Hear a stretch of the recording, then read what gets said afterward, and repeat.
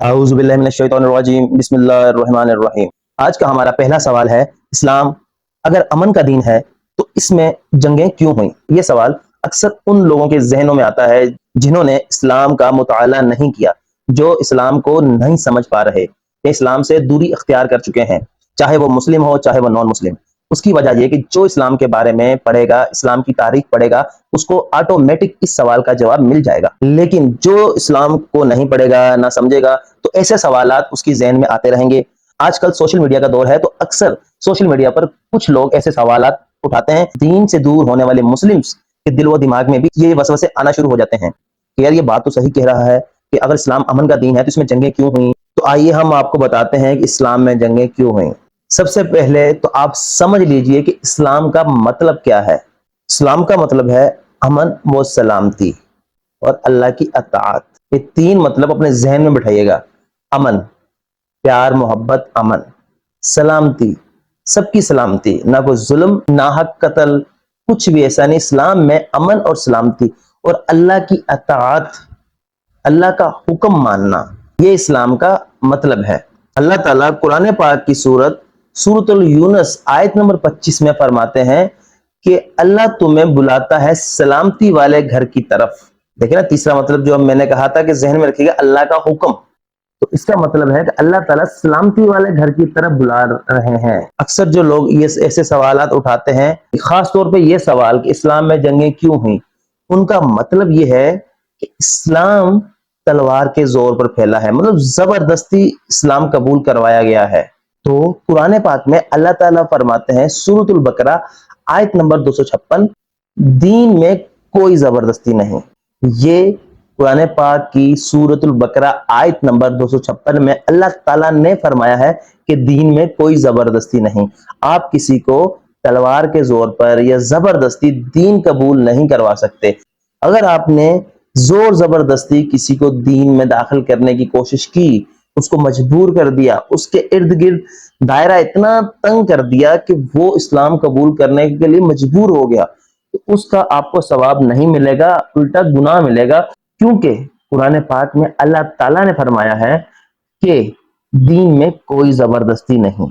تو دیکھیں، اسلام نہ زبردستی والا دین ہے اور نہ یہ ظلم اور نہ حق والا دین ہے۔ اچھا، جب اتنا کچھ ہے تو پھر جنگیں کیوں ہوئیں؟ آئیے اس کے بارے میں بھی ہم آپ کو بتاتے ہیں کہ پھر جنگیں کیوں ہوئیں۔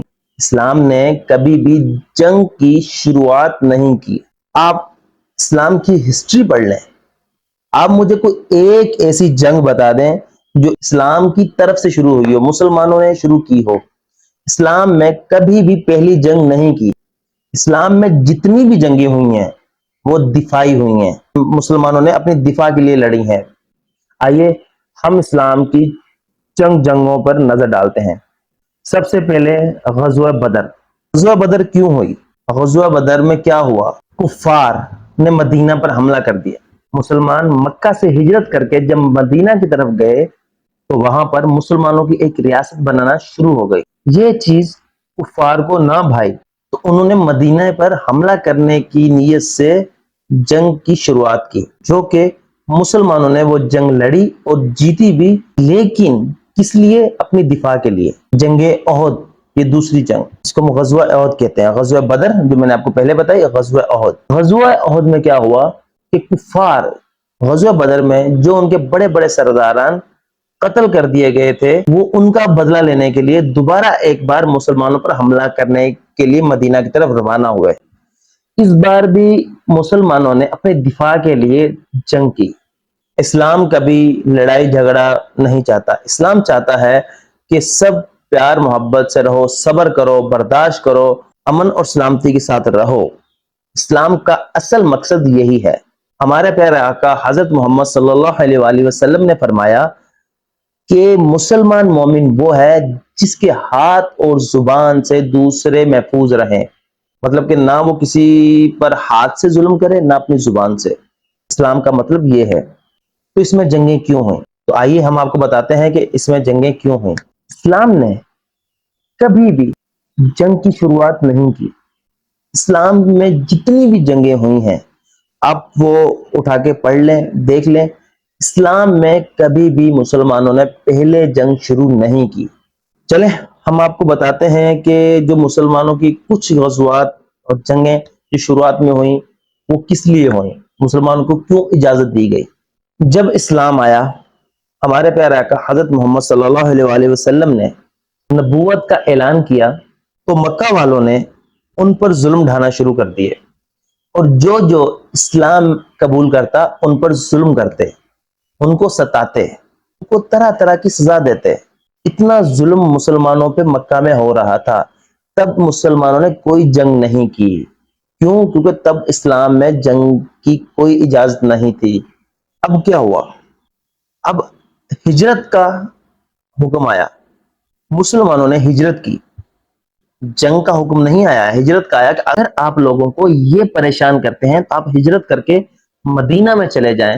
جب ہجرت کا حکم آیا تو تمام مسلمان جنہوں نے اسلام قبول کیا تھا اور جن کو مکہ میں تنگ کیا جا رہا تھا وہ ہجرت کر کے مدینہ کی طرف روانہ ہوئے۔ جب مدینہ میں تمام مسلم اکٹھا ہو گئے، ایک مسلم ریاست بننا شروع ہوئی جو کہ کفار عرب کو کھٹکنے لگ گئی۔ اب انہوں نے اس کو ختم کرنے کے لیے، مسلمانوں کو ختم کرنے کے لیے، اسلام کو ختم کرنے کے لیے جنگ کی نیت کی اور مدینہ کی طرف حملہ کرنے کے لیے چل پڑے۔ بدر کے میدان میں مسلمان اور کفار کا آمنا سامنا ہوا۔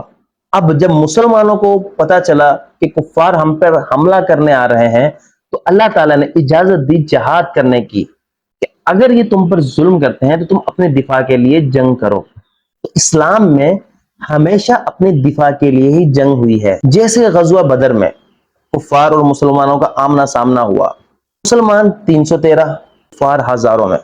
اب یہ جنگ ہوئی، اللہ تعالیٰ کی غیبی مدد آئی اور یہ جنگ مسلمانوں نے جیتی۔ اس جنگ میں کفار کا بہت نقصان ہوا، ان کے بڑے بڑے سرداران مارے گئے۔ یہ جنگ مسلمانوں نے اپنے دفاع کے لیے کی تھی۔ دوسری جنگ غزوہ احد، جنگ احد، یہ کیوں ہوئی؟ یہ غزوہ بدر میں جو سرداران ان کے قتل ہوئے تھے ان کا بدلہ لینے کے لیے ایک بار پھر کفار نے مدینہ پر حملہ کرنے کی سوچی اور احد کے میدان میں یہ ملے۔ احد کے میدان میں پھر اور مسلمانوں کے آپس میں جنگ ہوئی۔ یہ بھی ایک دفاعی جنگ تھی، مسلمانوں نے اپنی طرف سے دفاع کیا، کوئی کسی پہ ظلم نہیں کیا۔ اس کے بعد غزوہ خندق۔ غزوہ خندق کیوں ہوئی؟ اس میں مسلمانوں نے کیا کیا؟ اس میں ہوا یہ کہ مدینہ میں جو یہودی قبائل رہتے تھے انہوں نے کفار کے ساتھ مل کر مسلمانوں کو ختم کرنے کے لیے مدینہ پر حملہ کرنے کا سوچا۔ اب تمام عرب اور یہودی یہ مل کر مسلمانوں کی ریاست کو ختم کرنا چاہتے تھے، تو مسلمانوں نے اپنے دفاع کے لیے مدینہ کے اندر ایک سب سے بڑی خندق کھودی گئی جس سے کفار اس طرف آ کے ان کو نقصان نہ پہنچا سکے۔ یہ بھی ایک دفاعی جنگ تھی۔ اس کے بعد جنگ خیبر۔ جنگ خیبر میں کیا ہوا؟ یہ کیوں ہوئی؟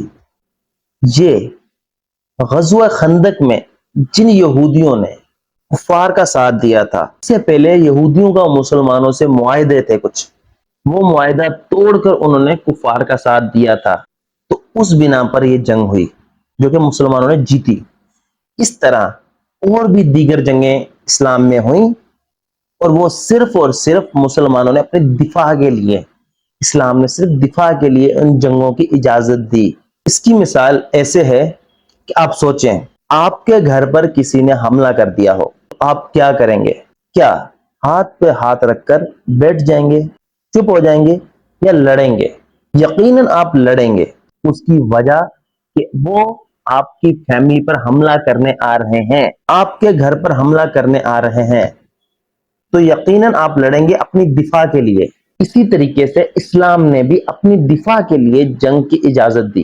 اب آپ سوچیں کہ شروعات میں مسلمانوں کے ساتھ کتنا ظلم ہوا، ہمارے پیارے آقا حضرت محمد صلی اللہ علیہ وآلہ وسلم پر کتنے ظلم ڈھائے گئے، ہمارے صحابہ پر کتنا ظلم ہوا، کتنی تکلیفیں انہوں نے برداشت کی، تو کیا تب جنگ نہیں ہو سکتی تھی؟ کیا ہمارے پیارے آقا حضرت محمد صلی اللہ علیہ وآلہ وسلم نے تلوار اٹھائی؟ کیا مسلمانوں نے تلوار اٹھائی، کسی کو ناحق قتل کیا؟ جب غزوہ بدر میں اللہ تعالی مسلمانوں کے ساتھ فرشتے بھیج کر ان کی مدد کر سکتا ہے، تو جب مکہ پر ظلم ہو رہا تھا کیا تب نہیں کر سکتے تھے؟ لیکن یہ ایک پیغام دینا تھا کہ اسلام جو ہے برداشت، سلامتی اور امن کا ہے، اسلام میں برداشت ہے۔ لیکن جب ایک حد ہوتی ہے ایک چیز کی، وہ حد کراس ہو گئی، تو پھر مسلمان کو کہا آپ اپنے ملک، اپنی جائیدادیں، اپنے اہل و عیال چھوڑ کر دوسری جگہ ہجرت کر لیں تاکہ آپ کا اسلام محفوظ رہے ان لوگوں سے۔ اور جب ان لوگوں نے پھر بھی پیچھا نہ چھوڑا، کفار کی بات ہو رہی ہے، جب کفار نے مسلمانوں کا پیچھا نہ چھوڑا، پھر مسلمانوں نے اپنی دفاع کے لیے ان سے جنگ کی۔